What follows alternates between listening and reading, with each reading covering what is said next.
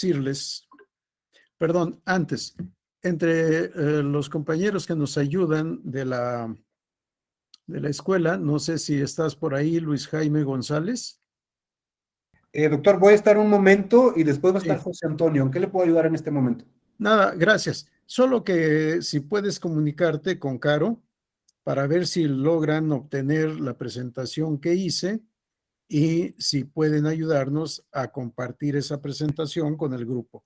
Si no, Claro que sí. Mire, vamos a ver de que si no se puede presentar en este momento, se le haga llegar de alguna manera al grupo, ¿vale? exactamente. Muchas gracias, Gracias, doctor. Luis, qué amable. Un gusto. Gracias. El maestro Luis Jaime González Alcaraz, que nos ayuda al inicio y ya después se quedará alguien más.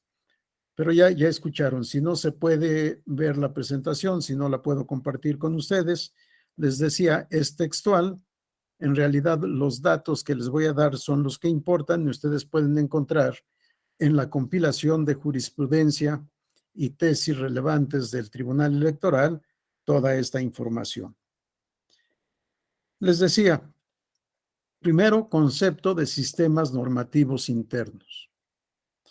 Yo no comparto esta denominación que ya ha cobrado carta de ciudadanía en el contexto de la materia electoral, tanto sustantiva como procesal y procedimental.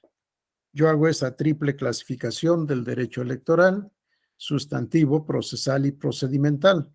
Sustantivo, el que corresponde a los institutos electorales, tanto nacional como locales.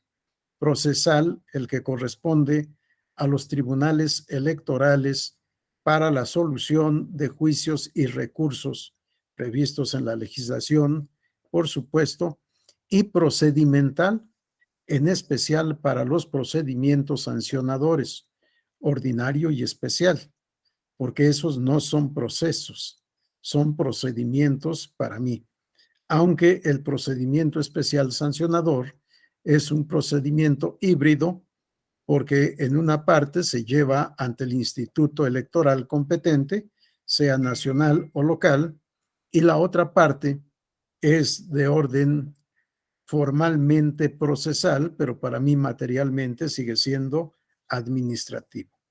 Pero bueno, les digo, para mí la expresión sistemas normativos internos no es correcta, aunque es la que estamos usando en la actualidad.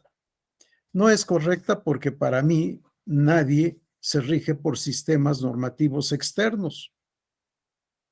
Todo mundo se rige por sistemas normativos internos. ¿En dónde está ese sistema normativo? Este es otro problema.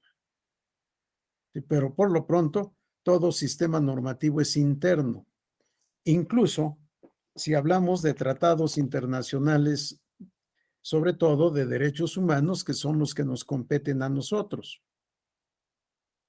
Forma parte del sistema nacional desde el momento en que el presidente de la República firma el tratado correspondiente con independencia de su denominación. Una vez que firma el tratado y lo ratifica la Cámara de Senadores, forma parte del sistema normativo interno nacional. Y esto lo vemos claramente en la jurisprudencia de la Suprema Corte de Justicia de la Nación, cuando alude al bloque de constitucionalidad y nos dice que forman parte de todo este sistema normativo constitucional lo previsto en la Constitución y en los tratados internacionales de derechos humanos. Se volvió normativa interna desde el momento en que la Cámara de Senadores aprobó lo suscrito por el presidente de la República.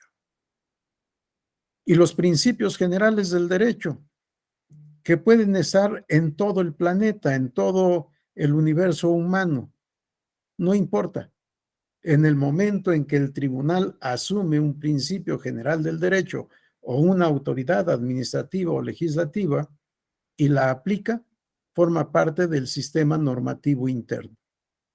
Por eso es que yo no comparto esta expresión, sin embargo, es la que se está utilizando de varios años a la fecha para contraponerla a usos y costumbres. Pareciera ser que usos y costumbres fuera infranormativo. Y no, ¿por qué? El derecho surge justamente como usos y costumbres. Son pocas las leyes que conocemos que han sido escritas, e incluso que no todas se encuentran. La ley de las 12 tablas, ¿en dónde está? El decálogo que Dios entregó al hombre, ¿en dónde está? Claro, sí podemos decir del Código de Hammurabi, ahí está y está traducido. En fin, hay muchos elementos, hay muchas leyes que podemos encontrar, pero para el universo de la humanidad son ejemplos solo de leyes escritas. La mayoría del derecho era derecho consuetudinario, era vida práctica, era lo que se vivía en sociedad. Por eso, cuando definimos la costumbre, decimos que tiene dos elementos: la inveterata consuetudo y la opinio iuris, un elemento objetivo. Inveterata consuetudo, lo que todos hemos hecho y lo que siempre hemos hecho. Opinio iuris, esto que siempre hemos hecho, esto que todos hemos hecho, tiene efecto vinculante jurídicamente, es derecho.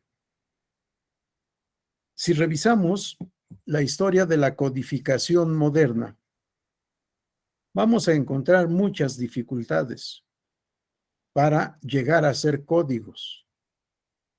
Después de muchos siglos de vida de la humanidad, encontramos el Código Civil francés, el primero, que es de 1803-1804, de hace muchos años, 200 años, 200 y tantos años. Sí, pero si lo comparamos con la existencia de la humanidad, pues es un breve tiempo el que el derecho ha estado codificado. Y si revisamos el Código Civil alemán, pues es mucho más joven todavía, es de 1900. ¿Cuántos siglos pasaron antes de tener el Código Civil alemán? O el Código Procesal español de 1860 y tantos. Si toda la codificación ha sido de manera sistemática, por supuesto, del siglo XIX para acá. Antes, todo era derecho consuetudinario. Por eso, para mí, no es peyorativo hablar de usos y costumbres en las comunidades indígenas. No tienen el derecho escrito. Se vive todos los días. Se cumple todos los días. O se trata de cumplir. Y si se incumple, se sanciona el incumplimiento. ¿Sí? Entonces, no demerita en nada que hablemos de usos y costumbres electorales en comunidades indígenas. O bien, de derecho consuetudinario electoral indígena. Consuetudinario solo califica la forma, no demerita de ninguna manera el sistema normativo indígena. O bien, ahora le he denominado derecho electoral indígena. Y entonces es lo mismo que el derecho electoral no indígena, el derecho electoral para los mestizos. Quisiera yo saber si en México existe todavía una comunidad indígena pura. He viajado por Oaxaca, por Chiapas, por Chihuahua, por Sonora, por Baja California, buscando por Guerrero también, buscando algún grupo indígena que esté separado del resto de la cultura. No lo he encontrado. En Chiapas, en el grupo Lacandón, conocí a una familia que venía a Televisión Azteca cuando Esteban Moctezuma, nuestro actual embajador en Estados Unidos, era presidente de una fundación, de Fundación Azteca, para el apoyo de comunidades indígenas. No recuerdo exactamente la denominación. Conocí a esta familia, establecí comunicación con ellos y un día los invité a cenar. Pero yo siempre los había visto vestidos con la ropa indígena, con la prehispánica. Los invité a cenar a un restaurante cerca de la universidad, La Cava, que ya no existe. Llegaron vestidos como cualquiera otro. Y en algún momento sentí temor del uso de los cubiertos. Los usaban mucho mejor que yo. Yo empecé a usar cubiertos cuando ya era abogado. En mi pueblo, lo más que se usaban eran las cucharas y sobre todo la cuchara de maíz, la cuchara que se come. Bueno, y después me invitaron a su pueblo, un pueblo allá en la parte alta de Chiapas, y todos vestidos como vestimos todos y hablando español. Y entonces le pregunté, el corte de cabello como en cualquier otra parte. Y entonces les pregunté, oigan, ¿y el grupo Lacandón?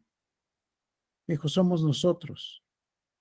Y la vestimenta la usamos para ir a la televisión, pero aquí somos igual que todos los demás. Yo por eso me opongo a el sistema de elección por usos y costumbres. Además, para mí hemos equivocado el camino, porque el convenio 169 y el artículo 2 de la Constitución se refieren a elecciones por usos y costumbres de sus autoridades propias, no de integrantes de ayuntamientos. El ayuntamiento es una institución europea que surge en México con la conquista por conducto de Hernán Cortés. Antes no había ayuntamientos. Entonces, ¿cómo vamos a elegir por usos y costumbres al presidente municipal, al síndico, a los regidores, si no eran sus autoridades propias, propias de su cultura? Están eligiendo autoridades constitucionales, autoridades previstas en la Constitución, y por tanto, habrá que hacer aplicable también a esas elecciones todo el régimen normativo constitucionalmente previsto. Sí, para mí hemos equivocado el camino. Y lo equivocamos nosotros desde la primera generación de magistrados. Quizá por una necesidad. Yo no era magistrado, yo era secretario general de acuerdos, pero participo de la responsabilidad de ese conocimiento porque yo era el fedatario jurisdiccional de ese momento. Y ante tantas complicaciones que se dieron, sobre todo en Oaxaca, casi toda nuestra experiencia es de Oaxaca, aunque no es únicamente de este estado, tuvimos que empezar a conocer de las controversias porque ellos no se ponían de acuerdo. Conforme a la legislación electoral del estado de Oaxaca, todas sus controversias deberían de someterlas a asamblea y resolverlas en asamblea. Cuando alguien cruzó las fronteras del municipio y de la asamblea y promovió juicio para la protección de derechos político-electorales del ciudadano, hubo que conocer del asunto y resolver. ¿Pero cómo resolvemos? Pues conforme a las leyes que rigen en la actuación del Tribunal Electoral del Poder Judicial de la Federación. Y pedimos, por supuesto, que en su momento conociera el tribunal local del estado, que resolviera igual conforme a su constitución, conforme a sus leyes electorales, tomando en cuenta la existencia de la controversia que se había vuelto jurídica, formal, procesal, que no se pudo resolver en asamblea de la comunidad. Y así es como entramos a esta materia. Voy a continuar con la conclusión. La prueba en el derecho electoral indígena. No existen reglas particulares. Si revisamos la Ley General del Sistema de Medios de Impugnación y revisamos la Constitución Política de los Estados Unidos Mexicanos, no vamos a encontrar ni una palabra relativa a pruebas para controversias electorales derivadas de elecciones en comunidades indígenas o derivadas de sistemas normativos internos o de derecho electoral indígena. ¿Qué es lo que tenemos que hacer? Estudiar y aplicar la misma ley que aplicamos para todas las demás elecciones. Pero vamos ahora al intermedio. Ya les dije el principio y el fin. Vamos ahora por el intermedio de manera quizá no metodológica, pero que pudiera resultar didáctica. De acuerdo al programa, nos piden un concepto de sistema normativo interno. Antes, les voy a leer la tesis 52, diagonal 2016. 52, diagonal 2016, tesis relevante, tesis aislada o como le quieran denominar. En la compilación del Tribunal Electoral solo se les da el título de tesis. Tesis 52, diagonal 2016. Con el rubro siguiente. Sistema jurídico mexicano. Se integra por el derecho indígena y el derecho formalmente legislado. Sí, el título ya nos dijo todo. El sistema jurídico electoral mexicano se forma por el derecho electoral indígena y el derecho electoral legislado.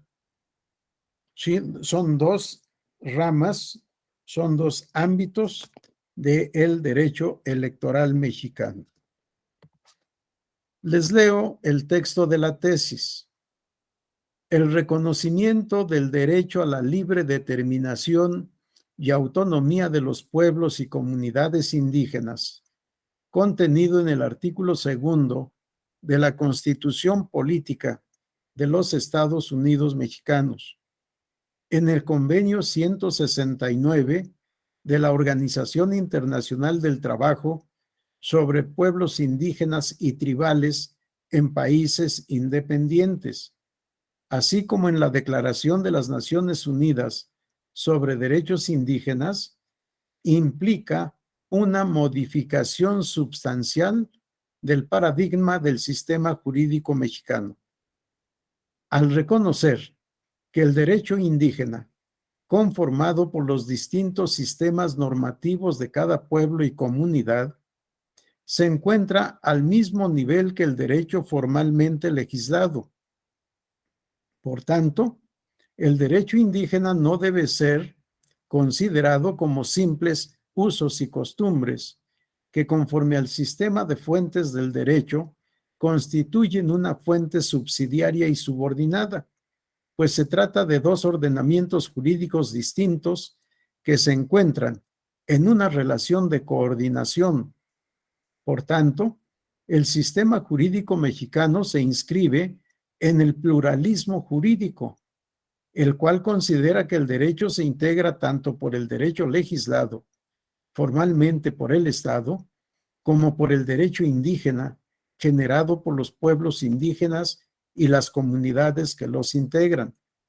El reconocimiento del pluralismo jurídico e interlegalidad así como la aplicación de los sistemas normativos indígenas en los juicios que involucren a las comunidades o a sus integrantes, es necesario para que sea efectivo el derecho a la libre determinación y su autonomía, así como para preservar su identidad cultural diferenciada y formas propias de organización político-social. Muchas veces, cuando lean estas tesis y sus precedentes, van a encontrar que yo he votado en contra. Porque para mí no hay ni hay minusvalía de los usos y costumbres, ya les expliqué, sino dos sistemas, como también se acepta en esta tesis, dos sistemas normativos distintos. Uno legislado, aquí se dice legislado por el Estado, es correcto, pero la comunidad indígena es parte del Estado también. Nada más que es una organización social que se rige por el derecho consuetudinario, no por el derecho legislado.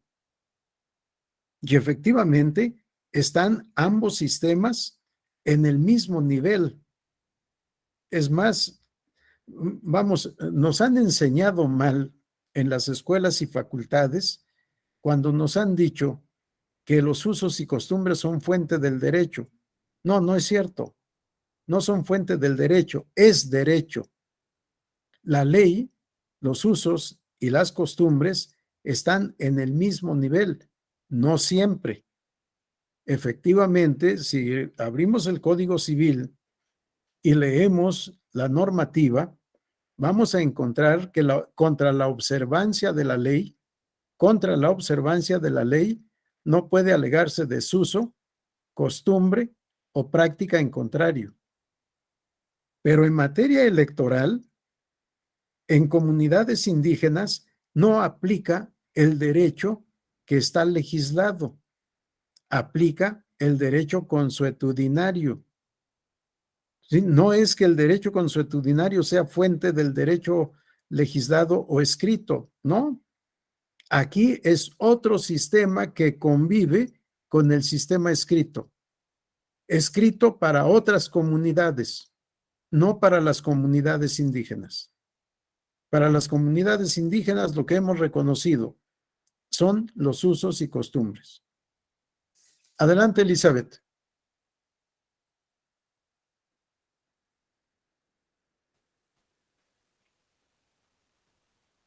Tu micrófono, Elizabeth. Había alzado la mano por equivocación, digo, pero bueno, aprovecho la oportunidad para comentar, pues lo que usted decía, porque realmente es algo nuevo para mí, el hecho de concebir así los usos y costumbres al mismo nivel de la ley, ¿no? Yo considero que este pluralismo, el decir, bueno, en ciertas regiones se respeta el uso y costumbres, nos da este parámetro para decir, bueno, viéndolo bien, pues no son una fuente indirecta, son una fuente directa en esas regiones precisamente, ¿no? Por eso, pues muchas explicaciones de cómo es posible que en un mismo país pues se den estas distintas formas de concebir el derecho, ¿no? Cómo ellos tienen incluso sus mecanismos electorales distintos por medio de las votaciones a mano alzada y son funcionales en esas regiones, ¿no? Y verlo así, pues sí me llama la atención porque no lo había visualizado así como lo dice usted, ¿no? Entonces así estamos a la par. Gracias. Gracias. Aprovecho la oportunidad del micrófono. Gracias, Elizabeth. Antes de darle el uso de la palabra a Alan, es que no nos han enseñado bien en las escuelas y facultades. Y vean, les voy a leer el Código Civil Federal, artículo 1796. Los contratos se perfeccionan por el mero consentimiento, excepto aquellos que deben revestir una forma establecida por la ley. Desde que se perfeccionan, obligan a los contratantes, no solo al cumplimiento de lo expresamente pactado, sino también a las consecuencias que, según su naturaleza, son conforme a la buena fe, al uso o a la ley, con excepción de aquellos contratos que se encuentren en el supuesto señalado en el párrafo siguiente. Sí, al uso. Esto es aplicable a todos los contratos, contratos civiles, pero aplica a otros contratos. Y si revisamos, además, otras leyes, vamos a encontrar que la costumbre aplica muchas veces para llenar las lagunas de la ley. Lo que les leía del artículo 10 del Código Civil Federal. Contra la observancia de la ley no puede alegarse desuso, costumbre o práctica en contrario. Sí, no aplicamos la ley porque nunca la hemos usado. No, eso no. Aquí estamos hablando de dos regímenes jurídicos diferentes, con fundamento constitucional y con fundamento convencional internacional, porque a eso se obligó el Estado mexicano al firmar el convenio 169. Pero, insisto, se refiere a sus autoridades propias, no se refiere a elección de ayuntamientos municipales. Nos hemos equivocado en ese sentido, en mi opinión. Yo asumo la responsabilidad en la parte que me corresponde como magistrado que fui del Tribunal Electoral en su sala superior. Adelante, Alan. Sí, muchas gracias. Yo comparto su postura en el sentido de que no se ha entendido en su justa dimensión los alcances del derecho indígena y cómo éste necesariamente tiene que estar sujeto al derecho estatal, obviamente que éste lo reconoce, pero también tienen que haber ciertas limitantes. Desde mi perspectiva, hay ciertos casos, en ese afán de proteger los derechos indígenas, muchas cuestiones se han desfasado, incluso hasta obviar otros principios constitucionales. Hay un caso muy interesante que se resolvió por un magistrado que se llama Rubén Pablo Ruiz Pérez, si no me recuerdo. Cuando él estaba en un tribunal unitario, él se declara incompetente para conocer de un asunto que, si no me recuerdo, era de traslados de inmigrantes que prevé la Ley General de Población. Y él refirió o hace una argumentación en el sentido de que coexistían dos sistemas normativos, por así decirlo, el estatal y el indígena. Pero vea que lo interesante y lo que llama la atención es que en su sentencia, él refiere que hay un supuesto derecho, un sistema de justicia indígena, pero lo hace depender de que entre esta comunidad, quien va a resolver es las propias autoridades municipales.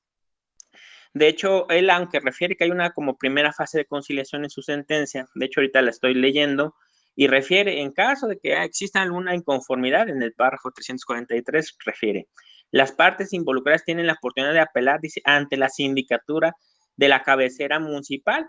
O sea, eso ya habla de una autoridad propiamente estatal, no indígena, y vea cómo a veces por el afán de tratar de proteger un derecho indígena, ¿qué es lo que pasó? En términos reales, lo que hizo el magistrado federal, siendo magistrado de un tribunal unitario, es que se declara ilegalmente incompetente para que conozca de un delito unas autoridades municipales. O sea, esto no era una autoridad indígena, no era un tribunal indígena, sino que era una autoridad estatal, o sea, un síndico. Lo mandó a la sindicatura de San Carlos Yahuatepe, Oaxaca. Y eso es lo preocupante, que hay varias cuestiones que pueden desbordarse. Yo no estoy en contra de que se protejan derechos indígenas. Desde luego que la persona que se autoascribe indígena, por percibirse como tal, tiene que sortear diversos obstáculos. Es más complicado para él acceder a la justicia por sus limitaciones en cuanto a su idioma o el entendimiento del sistema de justicia tradicional. Pero creo que en ese afán de proteger esos derechos se ha llegado también a desbordarlos, incluso hasta de estos mismos criterios, por ejemplo, de la autoascripción.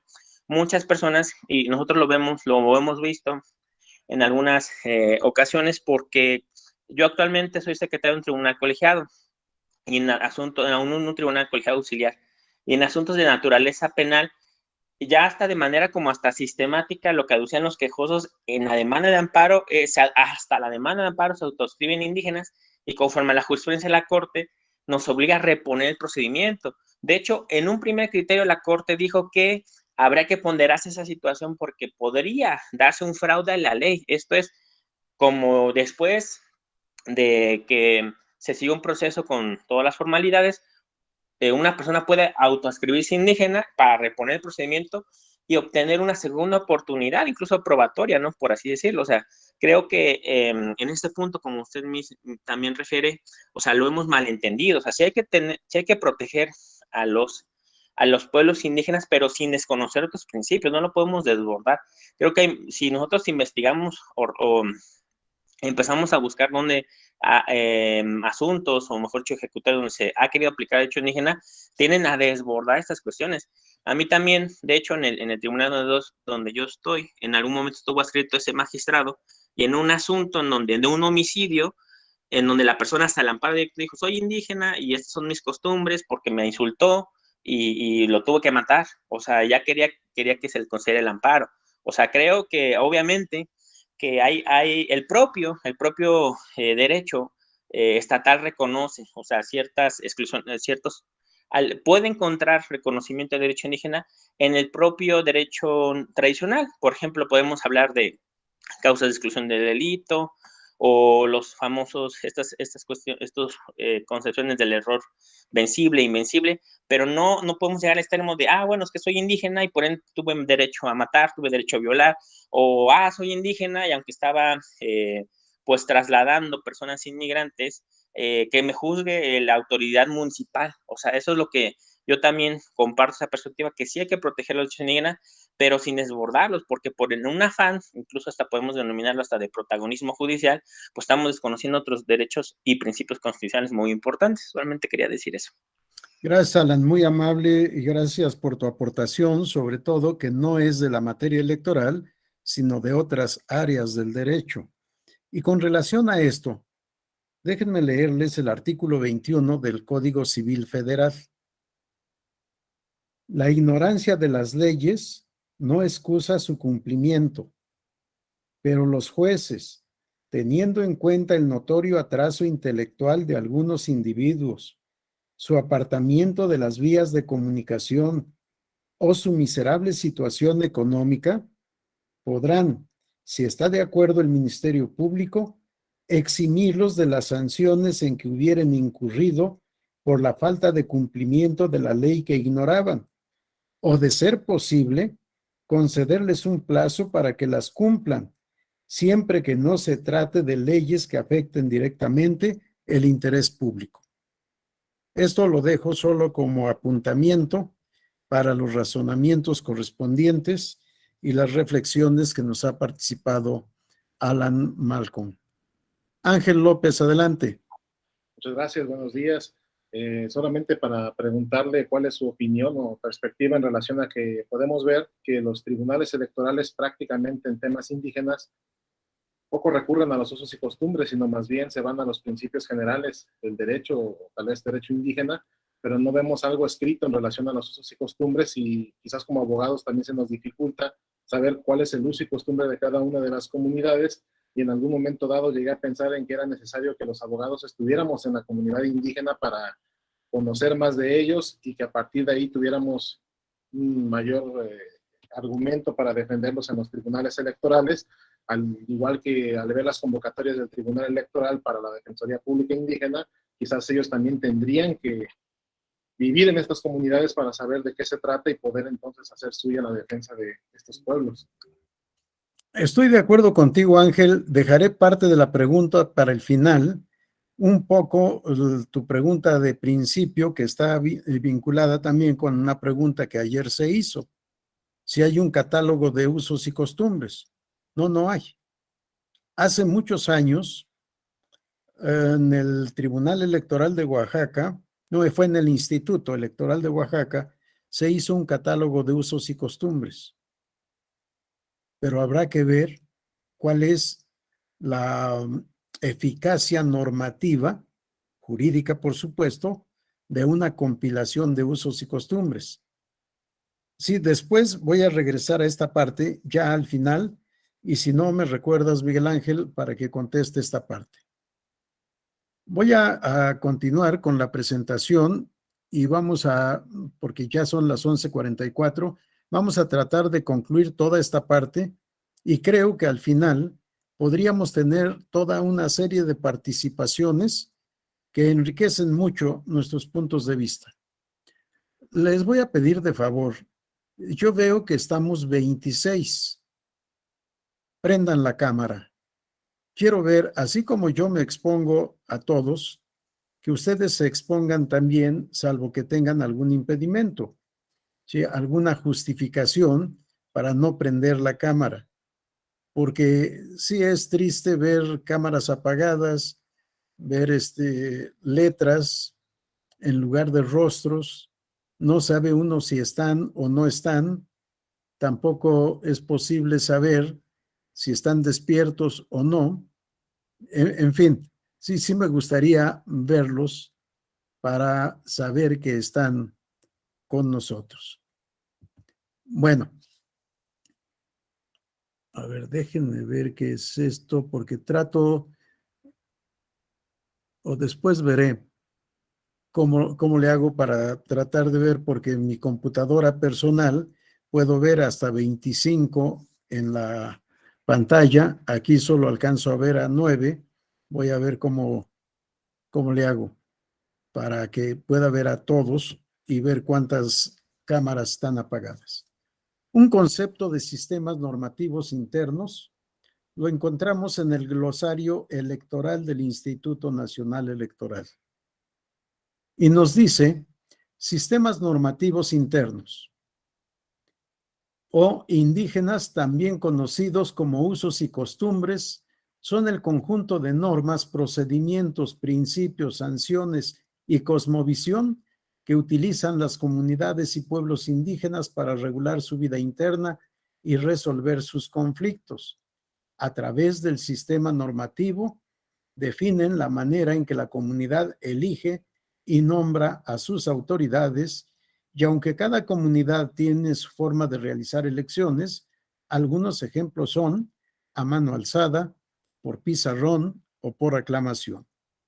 La Constitución Política de los Estados Unidos Mexicanos reconoce y garantiza el derecho de los pueblos y comunidades indígenas de elegir, de acuerdo con sus normas y prácticas tradicionales, a sus autoridades o sus representantes, así como de acceder y desempeñar los cargos, garantizando que mujeres y hombres disfruten y ejerzan sus derechos en condiciones de igualdad. Además, se reconoce su derecho de elegir en los municipios de población indígena a representantes ante los ayuntamientos. Las constituciones y leyes locales deben reconocer y regular estos derechos con el propósito de fortalecer la participación y representación política. Si advierten, volvemos al principio.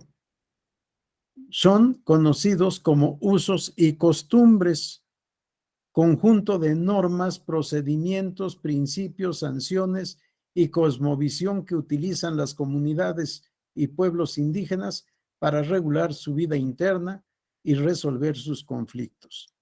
Sí, todo, regular su vida interna, ordinaria y extraordinaria, es decir, con el cumplimiento, con la convivencia en paz, por el cumplimiento de los deberes y el respeto de los derechos de los demás. Cuando alguien no cumple un deber o no respeta el derecho de otro, surge el conflicto. Y este sistema electoral indígena tiene también formas de solución de sus conflictos. Y Alan nos platicaba algo acerca de la comisión de delitos. Muchas veces hay conductas que se sancionan de manera terrible, inhumana. A una mujer, y este es un caso que conoció la Comisión Nacional de Derechos Humanos, a una mujer que se le ocurrió estudiar, la privaron de la libertad por decisión de la comunidad indígena a denuncia del esposo que no vivía con ella porque abandonaba a los hijos. Y la comunidad la obligó a renunciar al estudio y dedicarse a los hijos para que no los abandonara. Sí, ¿esa es la cosmovisión que vamos a respetar? Evidentemente no. Y aquí va en parte lo que decía Miguel Ángel. Se aplican principios generales. Sí, vamos a ver, porque uno de los temas que están en el temario es peculiaridades jurídicas. Sí, concepto de sistemas normativos, naturaleza, ya les dije, para mí es un derecho coexistente con el derecho legislado que por disposición constitucional se respeta. No se aplica el derecho legislado en las elecciones de comunidades indígenas, sino que se aplican sus usos y costumbres electorales y están a la par que el derecho legislado. Y ya vimos aquí un concepto que a partir de la jurisprudencia del Tribunal Electoral elabora el Instituto Nacional Electoral y publica en este glosario. El glosario está consultable en Internet. Déjenme ver, casi siempre empieza toda clave con la HTTPS, /, y dice centralelectoral.ine. Pero si lo buscan como glosario electoral del Instituto Nacional Electoral, en Internet lo van a encontrar y van a encontrar la definición o explicación, más que definición, explicación que les acabo de leer. La tesis 27 de 2015 de la Sala Superior. Sistemas normativos indígenas, implicaciones del derecho de autodisposición normativa. Ya no les voy a leer porque en casi todas las tesis citamos el artículo 2 de la Constitución Federal y se cita el convenio 169 de la Organización Internacional del Trabajo. Ya no les voy a leer estos artículos ni la Declaración de Naciones Unidas sobre Derechos de los Pueblos Indígenas, sino solo la esencia de la tesis. Sistemas normativos indígenas, implicaciones del derecho de autodisposición normativa. Y se dice, los pueblos y las comunidades indígenas tienen derecho a la libre determinación y que una de sus expresiones más importantes consiste en la facultad de autodisposición normativa, en virtud de la cual tienen la facultad de emitir sus propias normas jurídicas a efecto de regular las formas de convivencia interna. Ello trae como consecuencia que en caso de conflictos o ausencia de reglas consuetudinarias aplicables, deben ser los propios pueblos y comunidades, a través de las autoridades tradicionales competentes y de mayor jerarquía, conforme a su sistema, las que emitan las reglas que, en su caso, se aplicarán para solucionar el conflicto o solventar las lagunas normativas. Si siguieron la lectura, ¿alguien me quiere decir en qué consiste esta facultad de autodisposición normativa? Dice, en virtud de la cual tienen la facultad de emitir sus propias normas jurídicas. ¿En qué consiste esta facultad de autodisposición normativa, en virtud de la cual tienen la facultad de emitir sus propias normas jurídicas? ¿Qué es? ¿En qué se traduce en el lenguaje jurídico?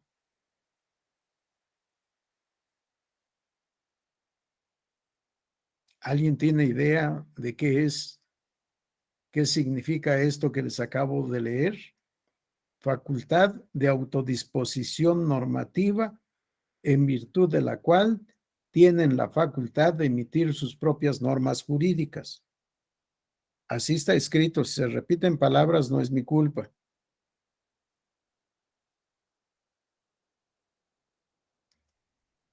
Es simple y sencillamente soberanía. Sí, estamos reconociendo una soberanía comunal dentro de la soberanía nacional. Sí, un trato diferenciado. En materia electoral, ustedes dicten sus propias reglas. Pero cuidado, no es que dicten, cumplan las reglas que siempre han cumplido y que siempre han estado vigentes en su comunidad. Y si hay algún tema, algún problema que no estaba previsto porque es novedoso en la vida de esa comunidad, que sean las autoridades de la comunidad los que superen la laguna del sistema consuetudinario. Si estuviéramos en el sistema legislado, diríamos, hay una laguna en la ley, vamos a integrar la ley. Aquí hay un caso que nunca había sucedido. No hay ningún antecedente. No sabemos cómo resolver. Bueno, la comunidad, por conducto de sus autoridades o reunida en asamblea, tendrá que crear la norma aplicable al caso concreto. Tendrá que integrar su derecho consuetudinario con una nueva norma que no estaba prevista en su convivencia jurídica diaria. Vean cómo aquí, lo que decía Miguel Ángel, estamos llevando al derecho indígena principios del derecho formal, del derecho legislado. Si leemos el párrafo 4 del artículo 14 de la Constitución, vamos a encontrar que a falta o cuando la norma es incompleta, a falta de norma o cuando la norma es incompleta, el tribunal debe crear la norma del caso concreto, debe integrar la ley para poder resolver. Vuelvo al artículo 18 del Código Civil Federal. El Código Civil Federal contiene muchos principios generales del derecho. Y este es uno de ellos. Artículo 18 del Código Civil Federal. El silencio, oscuridad o insuficiencia de la ley no autorizan a los jueces o tribunales para dejar de resolver una controversia. Si el tribunal tiene que resolver, no puede decir, como no hay norma, no resuelvo. No.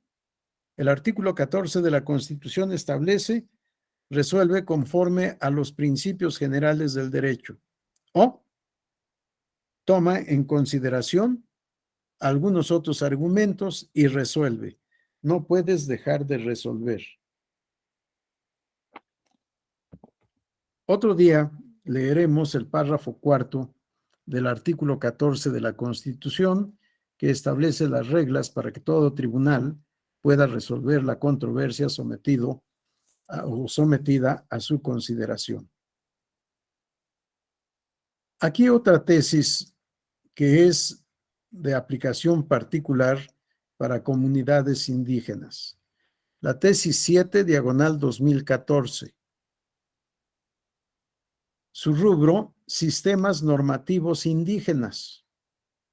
Las normas que restrinjan los derechos fundamentales vulneran el bloque de constitucionalidad. Veamos cómo el sistema de usos y costumbres tiene que ser conforme a la Constitución y conforme a los derechos humanos sustentados por el derecho internacional convencional o derecho internacional de los derechos humanos. No puede contradecirlos. Y aquí lo que decía Miguel Ángel, ¿por qué aplicamos los principios generales? Porque como tribunales no podemos hacer otra cosa que recurrir a los principios generales del derecho, al respeto a los derechos humanos, al respeto a los derechos políticos y político-electorales, que son derechos humanos. Y conforme a este sistema normativo, tenemos que resolver. La parte sustancial de esta tesis.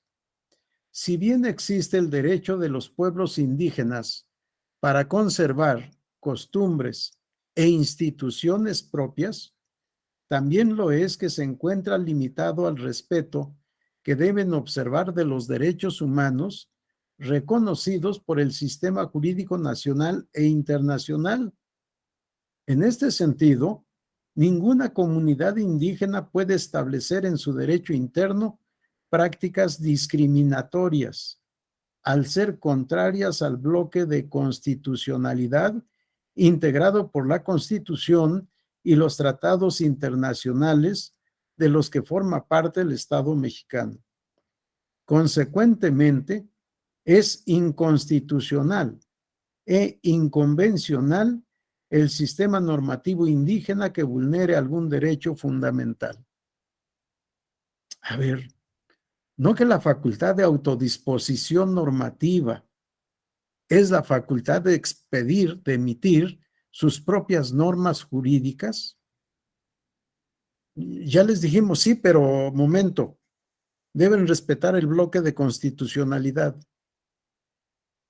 A muchos abogados, si les preguntamos qué es el bloque de constitucionalidad, no sé qué nos contesten. ¿Sabrán en las comunidades indígenas lo que es el bloque de constitucionalidad?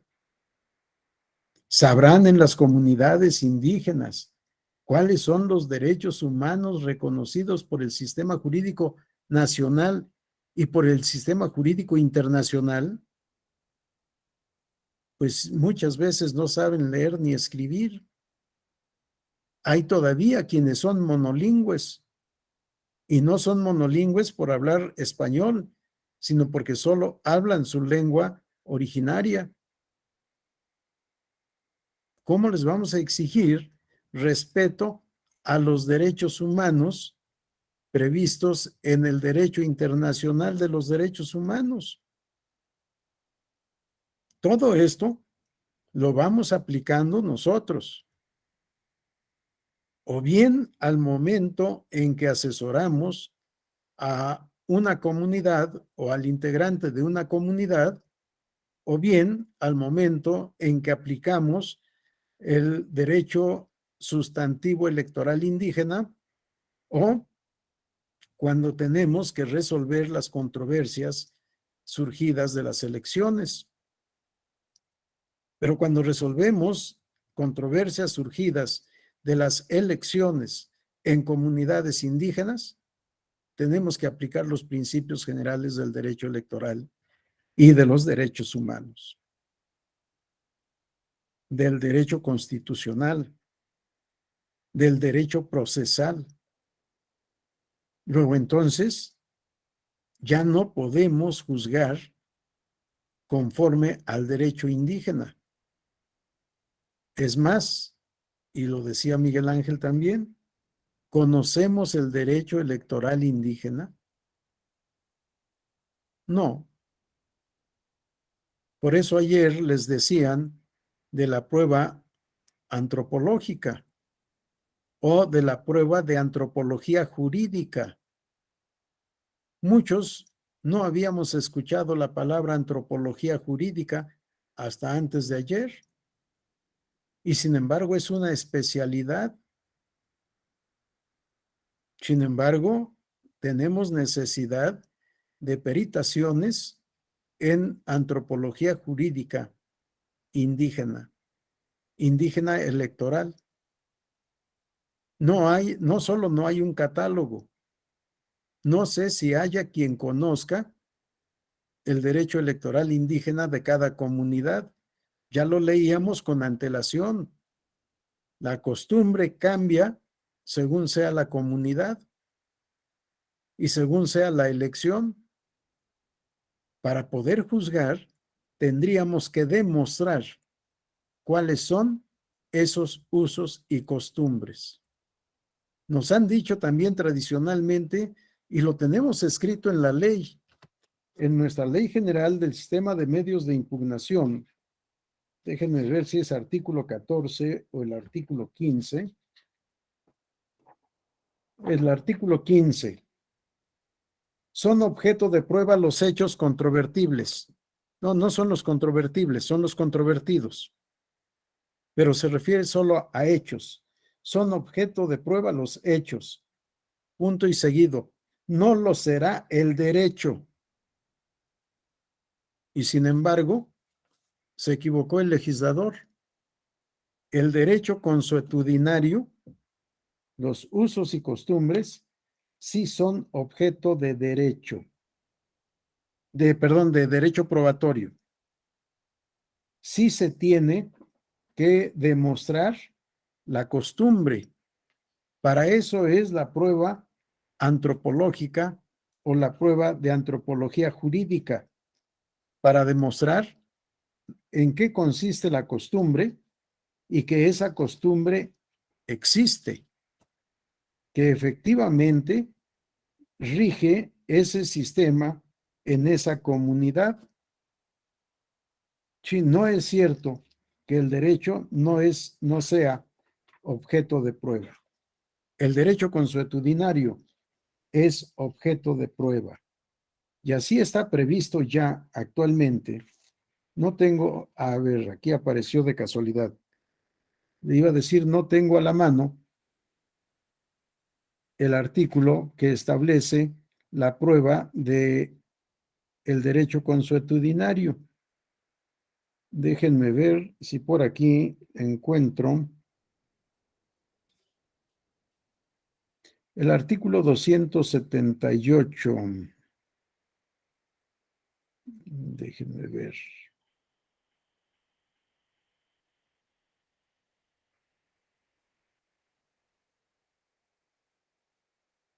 El artículo 284 del Código Federal de Procedimientos Civiles, de aplicación supletoria, de acuerdo a lo dispuesto en la Ley General del Sistema de Medios de Impugnación en materia electoral. Artículo 284. Solo los hechos estarán sujetos a prueba, así como los usos y costumbres en que se funde el derecho. Si son objeto de prueba los usos y costumbres de acuerdo a lo previsto en el artículo 284 del Código Federal de Procedimientos Civiles. Cuando nos dicen el derecho no es objeto de prueba, nos dicen mentira. ¿Sí? El derecho consuetudinario es objeto de prueba. Y la prueba de antropología jurídica tiene por objeto demostrar en qué consiste la costumbre jurídica electoral, desde cuándo existe y cómo se aplica. Si los jueces tendríamos que conocer todo esto para poder resolver conforme a sus usos y costumbres. Y sin embargo, tendríamos que resolver aplicando las reglas del proceso previstas en la Ley General del Sistema de Medios de Impugnación, en la Constitución, en la jurisprudencia y en los tratados. De tal manera que estaríamos haciendo un híbrido normativo. Sí, cuidado, estos temas son sumamente importantes, pero nos traen muchas complicaciones. Otra tesis, la tesis 28, diagonal 2015. Sistemas normativos indígenas.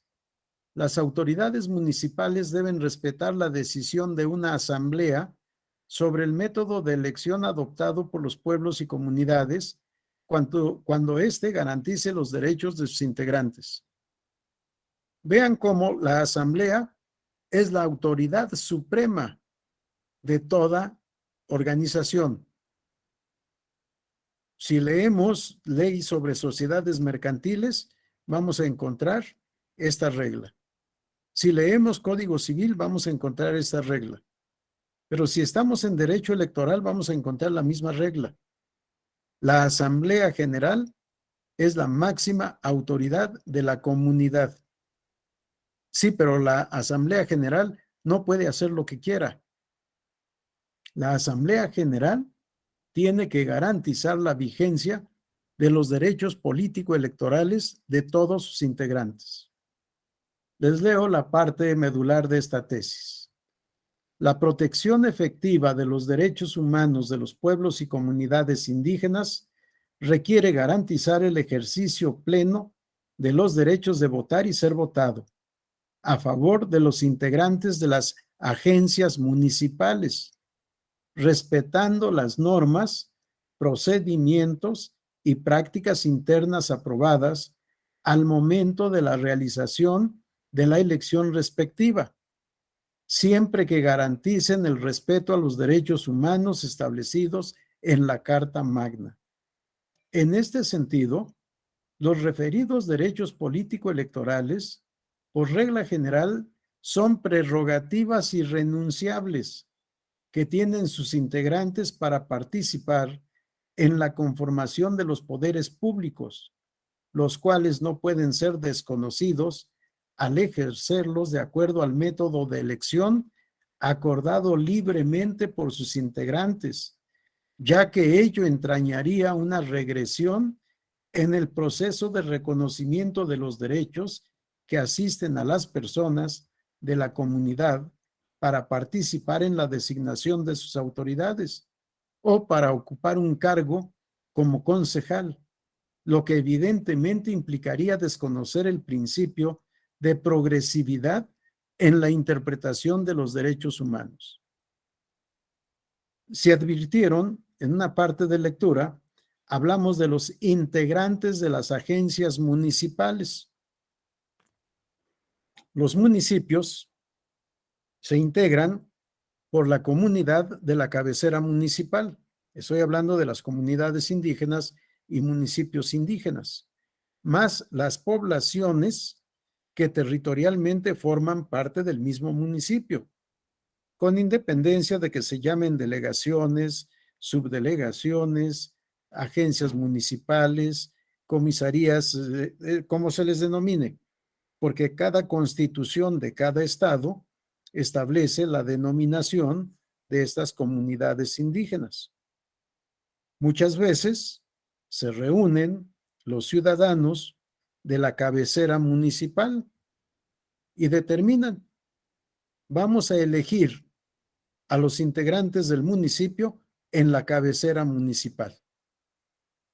Las agencias municipales, las agencias de policía o como se denominen, no tienen derecho a elegir. Y esa ha sido una costumbre que hemos encontrado en muchísimos municipios del estado de Oaxaca fundamentalmente.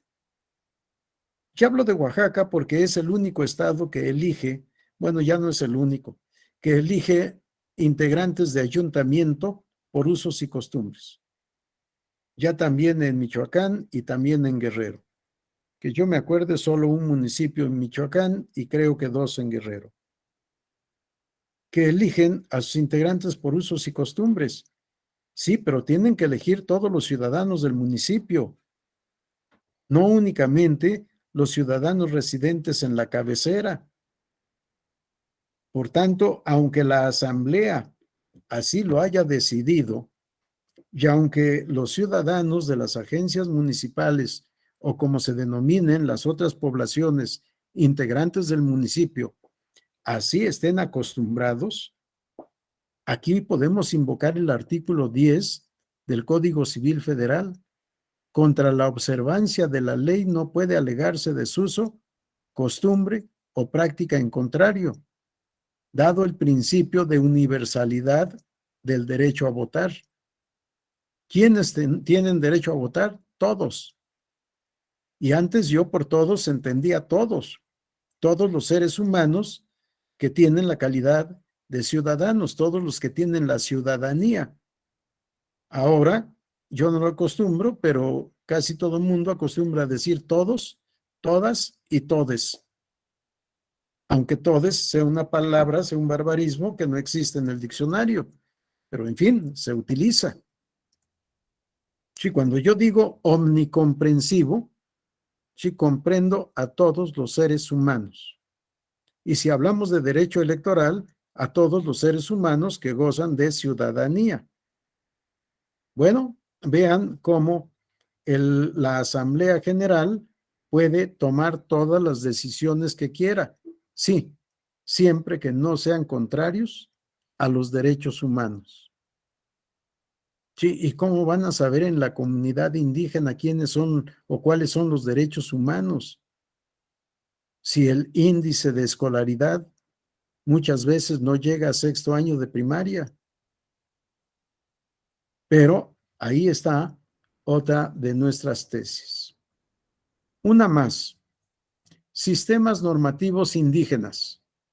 Las comunidades tienen la potestad de avalar libremente, como medio de elección de sus representantes, la votación realizada en una comunidad diversa perteneciente al mismo municipio. Yo me opuse de manera absoluta a esta tesis y por eso no advertí la palabra avalar. ¿Qué significa eso de avalar? Eso puede ser propio del derecho contractual civil y de la actuación en el derecho mercantil. Avalar, pues sí, puede ser, pero no en el derecho electoral. Esta es la tesis 30, diagonal 2015. Tesis relevante. Todas las tesis relevantes, sus números es con número romano. Así es como los van a encontrar. Yo al leer, pues obviamente no puedo leer en romano o en arábigo, simplemente digo el número. Pero todas las tesis, cuando no digo tesis de jurisprudencia, porque las tesis de jurisprudencia sí están identificadas con números arábigos, las tesis aisladas o tesis relevantes están con número romano. La tesis 30. En la parte fundamental se establece que las comunidades tienen la potestad de avalar libremente la votación realizada por una comunidad diversa perteneciente al mismo municipio como medio de elección de sus representantes, sin que ello implique una cesión o una renuncia de derecho de nombrar concejales, pues constituye una de las formas en que se manifiesta el ejercicio de su derecho de autodeterminación. Este tema lo discutimos en sesión pública. Me opuse tajantemente, bueno, todas mis oposiciones eran tajantes, porque además es contradictoria con todas las otras tesis que hemos leído. Estamos diciendo en todas las demás, y déjenme hacer un repaso rápido de números. La anterior fue la 27-2015, otra fue 7-2014, otra 27-2015, de las que hemos leído hasta este momento. Aquí estamos en la 30-2015, diciendo todo lo contrario a lo que ya dijimos antes. Yo les decía, y se los dije públicamente a mis compañeros, yo no sé hacer sentencias a la carta. No hago la sentencia según lo pida, no sé quién lo pida. Vamos a pensar que el justiciable. No, tenemos que cumplir el principio de congruencia. Alguna vez uno de los presidentes del tribunal me dijo, tú y tu maldita congruencia, ¿no puedes equivocarte una vez? Y bueno, sí me puedo equivocar, pero no puedo conscientemente infringir el principio de congruencia. Si me equivoco, bueno, me equivoqué. A todos nos puede pasar, pero que sabiendo lo que estoy haciendo, que es contradictorio a lo que he hecho y seguiré haciendo, ahí sí no cuenten conmigo.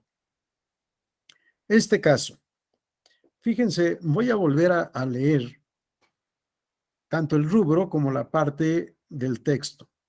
Sistemas normativos indígenas. Las comunidades tienen la potestad de avalar libremente, como medio de elección de sus representantes, la votación realizada por una comunidad diversa perteneciente al mismo municipio. Las comunidades tienen la potestad de avalar libremente la votación realizada por una comunidad diversa perteneciente al mismo municipio como medio de elección de sus representantes, sin que ello implique una cesión o una renuncia del derecho de nombrar concejales, pues constituye una de las formas en que se manifiesta el ejercicio de su derecho de autodeterminación. Cada municipio está constituido por la cabecera municipal y por agencias municipales, ya sea que tengan este nombre u otro. Todo ayuntamiento se integra con un presidente municipal, un síndico y X número de regidores. Por cada propietario hay un suplente. En algunos municipios se acostumbra a que en la cabecera municipal se elige al presidente y al síndico, propietario y suplente. Y cada comunidad tiene derecho a elegir un regidor. Y cuando son muchas comunidades, pues en una se elige al regidor propietario y en otra al regidor suplente. Sí, a la comunidad A le toca elegir al regidor de educación pública, propietario. A la comunidad B, al regidor de educación pública suplente. A la comunidad C le toca el regidor de mercados, por ejemplo, propietario. A la comunidad D, elegir al suplente como regidor de mercados. A la comunidad E le toca elegir al regidor propietario de salud pública. A la comunidad F, al regidor suplente de salud pública. Y así se van distribuyendo. Cada comunidad elige a un integrante del ayuntamiento. Se juntan todos y dicen, este es el ayuntamiento municipal. ¿Y cuándo votaron los ciudadanos de las otras comunidades? Nunca. ¿Cuándo votaron los integrantes ciudadanos de todas las comunidades para elegir presidente municipal? Nunca. Sí, pero esa es nuestra costumbre. No. Va en contra del voto universal. Por una parte, va en contra del voto igual. Porque en la cabecera municipal al presidente, que va a ser presidente de todo el municipio, no nada más de la cabecera municipal. Va en contra del voto igual. ¿Por qué nosotros elegimos al propietario y el otro al suplente? La otra comunidad al suplente. Pero va en contra del sistema constitucional de voto de integrantes de ayuntamiento por planillas. En todos los municipios se elige a los integrantes del ayuntamiento por planillas. Presidente, síndico y regidores. Propietarios y suplentes. Ahí está la planilla. Y elegimos a los integrantes de la planilla. No que los usos y costumbres no deben ser contrarios al bloque de constitucionalidad. Ya lo dijimos expresamente en otra tesis. Y ahora resulta que siempre no, que podemos avalar lo que ya hicieron los otros. Lo tomamos como bueno. Yo dije, no, el derecho a votar y ser votado es irrenunciable. ¿Por qué solo puedo ser votado a regidor de salud y suplente cuando puedo ser presidente municipal o síndico? Ah, no, de acuerdo a los usos y costumbres, no. Pues dijo en alguna ocasión alguna de las mujeres discriminadas, no me acuerdo su nombre, de apellido Cruz, que fue hace un buen número de años, fue la primera en levantar la voz en contra de estos usos y costumbres y dijo, es un sistema de abusos y malas costumbres. No, tiene que entrar al sistema de respeto de derechos humanos. Pero desde el momento en que vamos así, en ese momento estamos incumpliendo el sistema de usos y costumbres. Es lo correcto, pero entonces no finjamos. Estamos haciendo un híbrido, estamos haciendo un sincretismo electoral. mezclando usos y costumbres con bloque de constitucionalidad, en donde está la Constitución y los tratados internacionales de derechos humanos. Otra tesis: sistemas normativos indígenas. La elección regida por ese sistema normativo constituye una unidad de actos en cada uno de los cuales se debe garantizar el respeto al principio de igualdad entre hombres y mujeres. La tesis 43/2014. Esta tesis le valió a uno de mis colaboradores el reconocimiento de todos, y con el transcurso del tiempo que me acompañara a un congreso internacional sobre derecho electoral indígena que se llevó a cabo en Ecuador, en un lugar de Ecuador. Yo estaba seguro de que esta demanda debía ser desechada porque había varias causales de desechamiento. Le di el expediente, lo turné a uno de los auxiliares. No me acuerdo si ya estaba titulado o no, pero no estaba titulado, estaba haciendo servicio social conmigo. Se lo di y le dije, estúdialo y dictamínalo.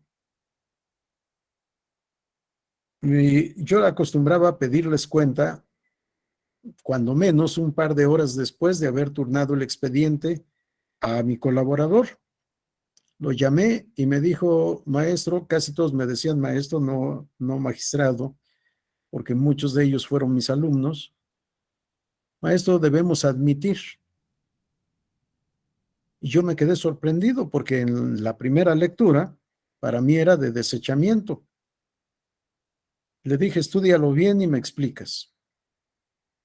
2 días después lo llamé para que me diera cuenta y me dijo, ya tengo preparado el auto de admisión, y empecé a cuestionarlo. Y a todas las preguntas que le hice me contestó de manera lógica y jurídica extraordinaria. Admitimos el asunto que él se encargó de substanciar y de proyectar. Conste que estoy hablando de un pasante. Hizo el proyecto, un muy buen proyecto. Eso le valió que yo esperara que cumpliera la edad necesaria formalmente para poderlo designar secretario de estudio y cuenta. Primero secretario auxiliar y después secretario de estudio y cuenta. Pero tuve que esperar el transcurso del tiempo para la antigüedad en el título y la edad exigida para ser secretario de estudio y cuenta. Actualmente es secretario de estudio y cuenta en la Sala Regional Toluca, Daniel Pérez Pérez. Bueno, una señora en una de estas comunidades indígenas demandó la nulidad de elección de regidores porque ya habían electo presidente y habían electo síndico. Para la elección en esa comunidad se deberían de proponer 3 tercias y se sometían a votación cada una de las tercias. El que obtenía más alta votación de cada tercia era seleccionado para formar una 4ª tercia. En el 4º terceto o la 4ª tercia o terna se elegía al presidente municipal. Y lo mismo se hacía con el síndico. Ya habían electo presidente municipal y habían electo síndico. Todas las ternas fueron hombres los candidatos. Cuando llegan a la elección de regidores, esta señora propone que las ternas no solo sean de hombres, sino que también la integren algunas mujeres. Y ella no pidió ser candidata. Por eso para mí carecía de interés jurídico y había que desechar. Si no pidió ser candidata y no lo fue, ¿qué interés jurídico tenía en demandar la nulidad de la elección? simple y sencillamente a desechar. Y esa era mi idea original. Bueno, se somete a decisión su propuesta y todos los hombres rechazan la propuesta. Y se continúa la elección solo con candidatos hombres. Esta señora demanda la nulidad de la elección de regidores porque no se le permitió la propuesta, fue rechazada la propuesta de integrarla también con mujeres. Y aquí fue en donde Daniel me dijo, profesor, sí tiene interés jurídico porque hizo una propuesta y la propuesta fue rechazada. Si estuvo bien o mal rechazada, ya es estudio de fondo. Un argumento clarísimo, sencillo, sin tanta complicación y que nos daba la posibilidad de admitir. Pero al admitir y resolver, íbamos a resolver solo lo que ella pidió, nulidad de la elección de regidores y respetar la validez de la elección de presidente y síndico, cuando se había seguido el mismo método, el mismo procedimiento y en consecuencia los mismos vicios. Vean cómo las reglas del derecho procesal civil no siempre son aplicables al derecho electoral, que es de interés público. Hay un principio de congruencia en la materia procesal civil.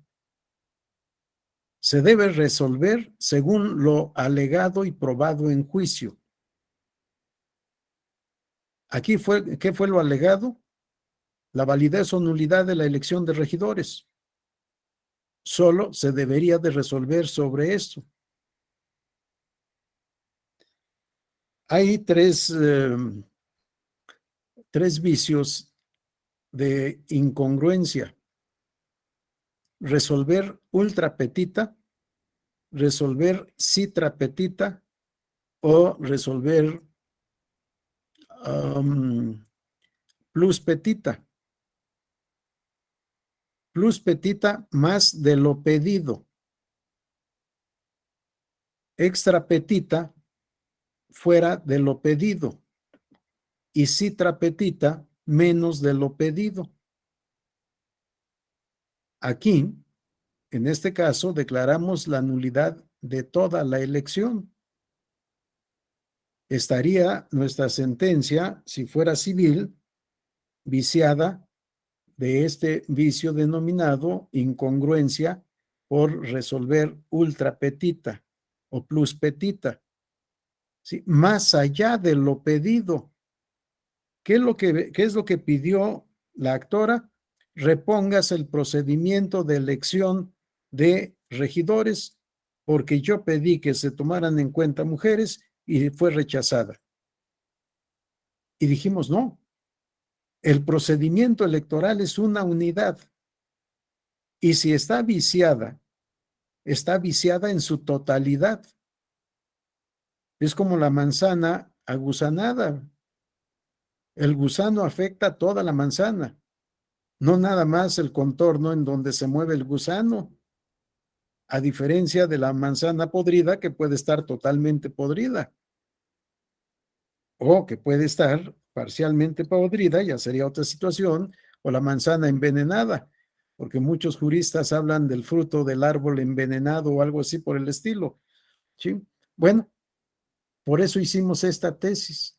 La elección constituye una unidad de actos, en cada uno de los cuales se debe garantizar el respeto al principio de igualdad entre mujeres y hombres. El título es entre hombres y mujeres.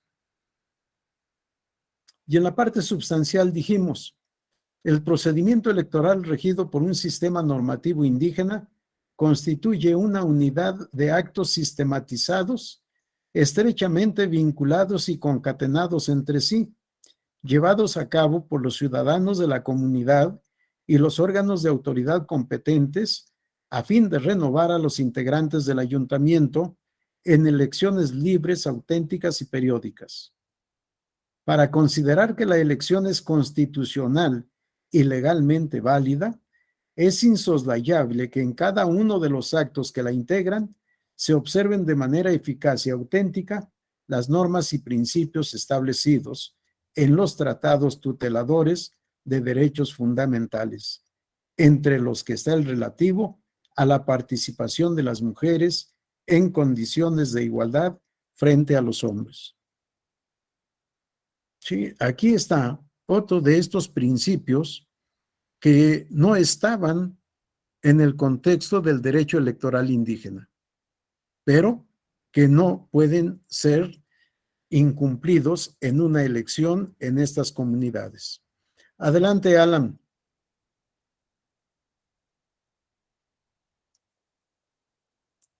¿Me escuchas, Alan? Quizá tu micrófono esté cerrado. No, levanté mi mano por error, disculpe. Gracias. Dante Augusto.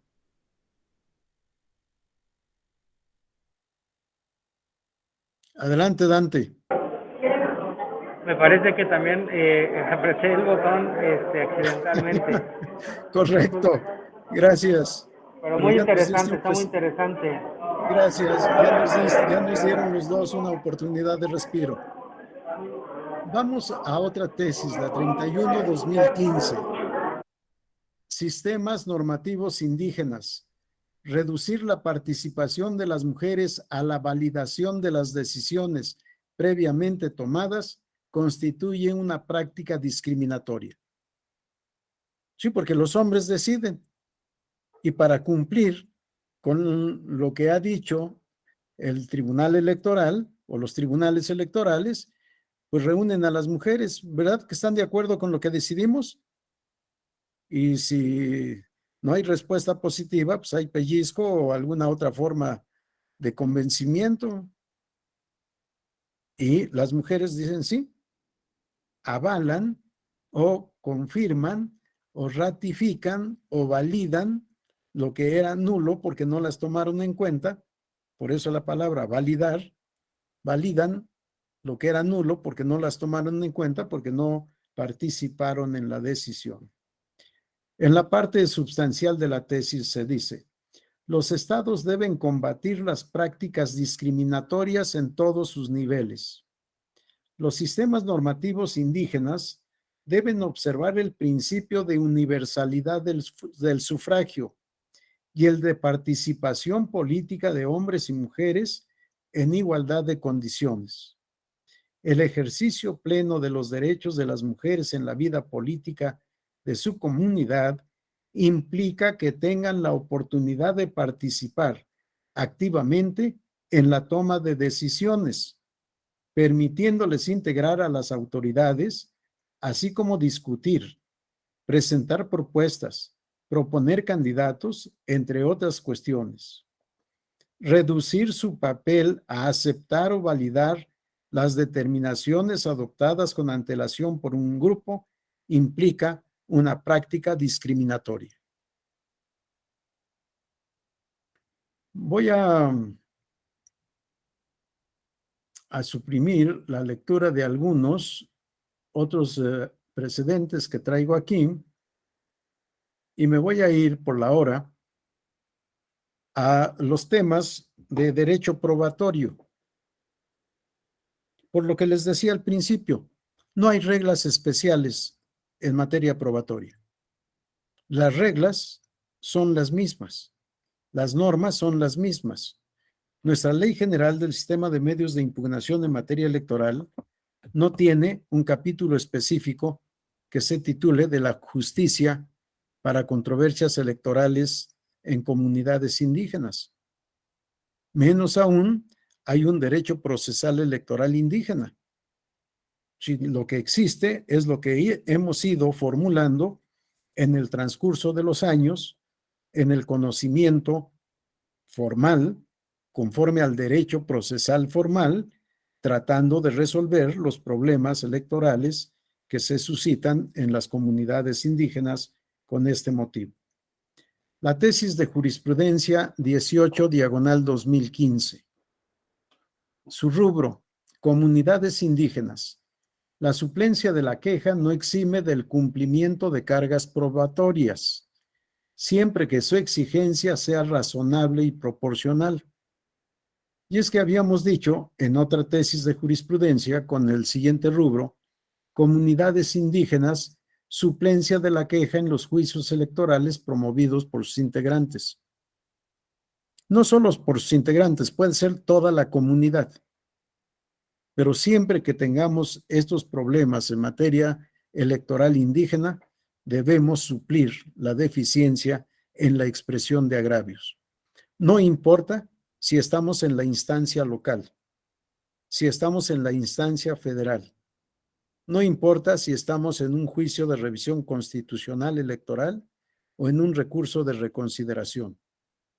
Estos dos últimos, porque de acuerdo a la doctrina y a la tradición procesal, son de estricto derecho en los que no cabe la suplencia de la queja. Tratándose de comunidades indígenas como comunidad o de sus integrantes, la suplencia de la queja debe ser en todos los medios de impugnación.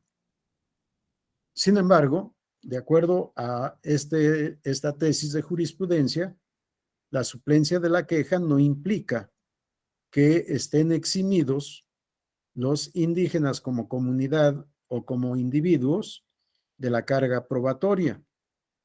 En el texto de la tesis de jurisprudencia 18, diagonal 2015, dijimos, si bien es cierto, la autoridad jurisdiccional electoral tiene el deber de suplir la deficiencia de los agravios, en los medios de impugnación de los integrantes de comunidades indígenas, esta figura jurídica no implica suprimir las cargas probatorias que les corresponde, a efecto de que acrediten sus afirmaciones en atención al principio de igualdad procesal, pero con las modulaciones necesarias para garantizar plenamente el derecho de acceso a la justicia, siempre que no se traduzca en una exigencia irrazonable ni desproporcionada. Esto, permítanme completarlo con la siguiente tesis que también propuse yo el contenido, aunque el caso en el que yo tuve conocimiento no fue primero, sino después del que resolvió la sala proveniente de otra ponencia. Tesis de jurisprudencia 27, diagonal 2016. Comunidades indígenas. Deben flexibilizarse las formalidades exigidas para la admisión y valoración de las pruebas. Aquí está la parte substancial de la práctica procesal en materia probatoria.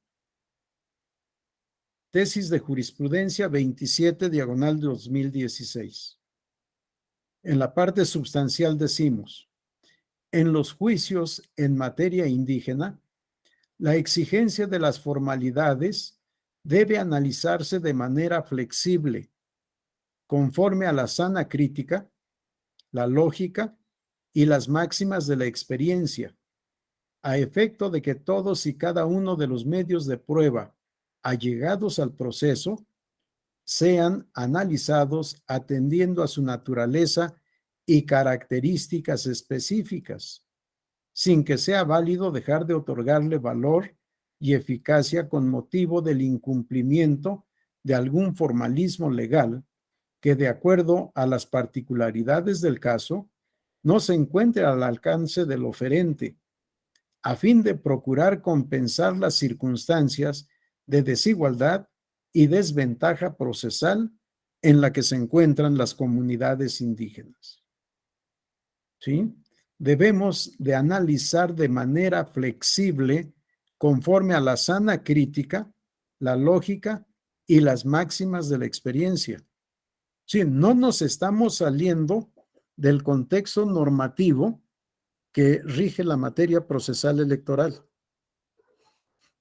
sino única y exclusivamente tomar en cuenta las circunstancias del caso concreto. Y en su caso, la facultad del Tribunal Electoral de llevar a cabo diligencias para mejor proveer, para dictar una sentencia justa, sin romper el principio de igualdad procesal entre las partes. De ahí tenemos una tesis relevante con el número 38, diagonal 2011. Comunidades indígenas, reglas probatorias aplicables en los juicios electorales. La parte fundamental del texto. En los medios de impugnación promovidos por los integrantes de las comunidades indígenas, son aplicables las reglas comunes en materia probatoria. ¿Sí queda claro? Son aplicables las reglas comunes en materia probatoria. Sin embargo, es necesario flexibilizar el cumplimiento de las formalidades ordinariamente exigidas para la admisión de las pruebas, a fin de superar las desventajas procesales en que puedan encontrarse por sus circunstancias culturales, económicas o sociales. Es suficiente con que el oferente mencione o anuncie las pruebas en el juicio para que la autoridad jurisdiccional admita las que estime necesarias, sin perjuicio de que, si por su naturaleza meritan perfeccionarse, el juzgador implemente las acciones para ello, aparte de ordenar que se recaben de oficio las que resulten necesarias. Sí, no nos salimos del contexto del derecho probatorio. Acuérdense del principio de necesidad de la prueba, de las facultades para mejor proveer, de la carga de la prueba y del derecho a probar, del destinatario de la prueba. ¿Quién es el destinatario de la prueba? El tribunal. ¿Quién tiene interés en la prueba? El tribunal. ¿Por qué? Porque el tribunal es el que tiene la carga de dictar una sentencia justa, justa conforme a derecho. Y por tanto, todas estas reglas, vean, es de 2011. Les voy a leer finalmente una tesis de jurisprudencia, la 19, diagonal 2018, que viene a ser el resumen de todo lo que he expuesto. La lectura es amplia, pero les voy a pedir paciencia y atención. Es un tema interesantísimo y que resume parte de lo que escuchábamos ayer y de lo que hemos visto hoy. Juzgar con perspectiva intercultural, elementos mínimos para su aplicación en materia electoral. Tesis de jurisprudencia 19, diagonal 2018. El estudio de los casos relacionados con derechos de pueblos, comunidades y personas indígenas se debe hacer a partir de una perspectiva intercultural que atienda al contexto de la controversia y garantice en la mayor medida los derechos colectivos de tales pueblos y comunidades. En consecuencia, las autoridades jurisdiccionales tienen al menos los siguientes deberes. 1. Obtener información de la comunidad a partir de las fuentes adecuadas que permitan conocer las instituciones y reglas vigentes del sistema normativo indígena, como pueden ser solicitud de peritajes, dictámenes etnográficos u opiniones especializadas en materia jurídico-antropológicos, así como informes y comparecencias de las autoridades tradicionales, revisión de fuentes bibliográficas, realización de visitas en la comunidad, entre paréntesis, in situ, recepción de escritos de terceros en calidad de amigos del tribunal. Se dice amicus curia. Como está en plural, debería de ser amici curia, pero usamos el amicus curia, entre otras. 2. Identificar, con base en el reconocimiento del pluralismo jurídico, el derecho indígena aplicable, esto es, identificar las normas, principios, instituciones y características propias de los pueblos y comunidades que no necesariamente corresponden al derecho legislado formalmente por los órganos estatales. Sí, conocer, reitero la lectura y me voy a detener en donde debo detenerme. Identificar con base en el reconocimiento del pluralismo jurídico el derecho indígena aplicable. Esto es, identificar las normas, principios, instituciones y características propias. Y aquí voy a modificar el texto de la jurisprudencia. Características propias de la comunidad interesada en el caso concreto. Sí, porque no es de todos, es de la comunidad que está involucrada en ese caso. 3. Valorar el contexto sociocultural de las comunidades indígenas con el objeto de definir los límites de la controversia desde una perspectiva que atienda tanto a los principios o valores constitucionales y convencionales como a los valores y principios de la comunidad. 4. Identificar si se trata de una cuestión intracomunitaria, extracomunitaria o intercomunitaria para resolver la controversia atendiendo al origen real del conflicto. 5. Propiciar que la controversia se resuelva en la medida de lo posible por las propias comunidades, privilegiando el consenso comunitario. Y 6. Maximizar la autonomía de los pueblos y comunidades indígenas y, en consecuencia, minimizar la intervención externa de autoridades estatales, locales y federales, incluidas las jurisdiccionales. Estos son los principios y reglas que se proponen para poder juzgar los conflictos, las controversias que surgen con motivo de las elecciones en comunidades indígenas llevadas a cabo por el sistema de usos y costumbres. Juzgar con perspectiva de interculturalidad. Bien, preguntas, comentarios, dudas, observaciones, opiniones, lo que quieran.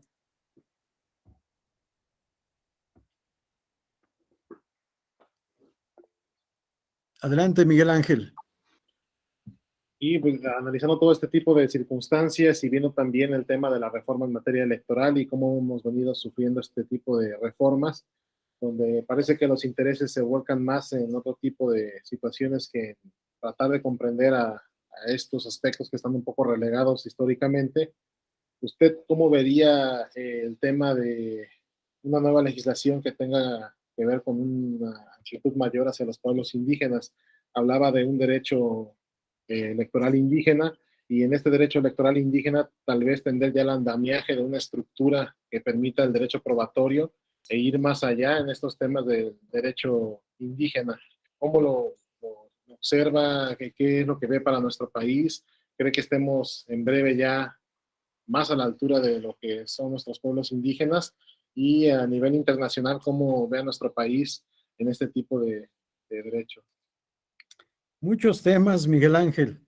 Mira, yo creo que no debemos apostar más por la división, sino por la unidad.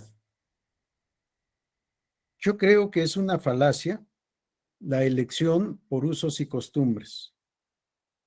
En todas partes están involucrados los partidos políticos.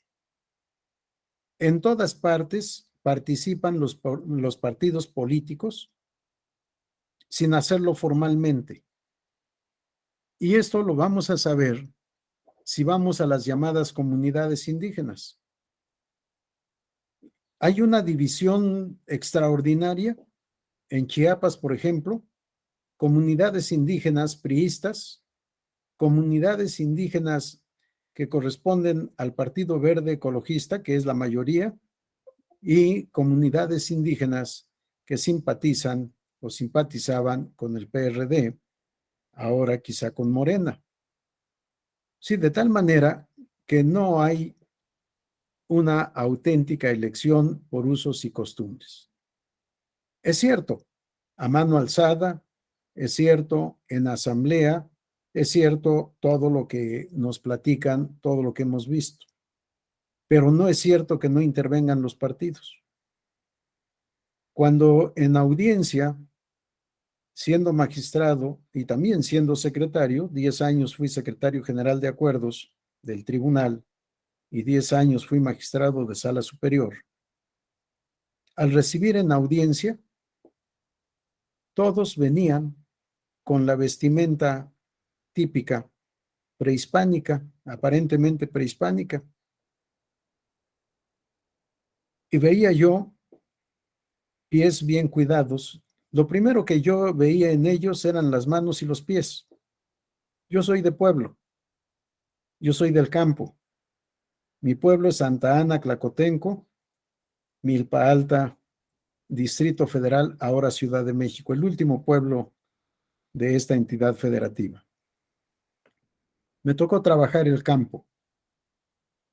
Conozco las manos del campesino y los pies.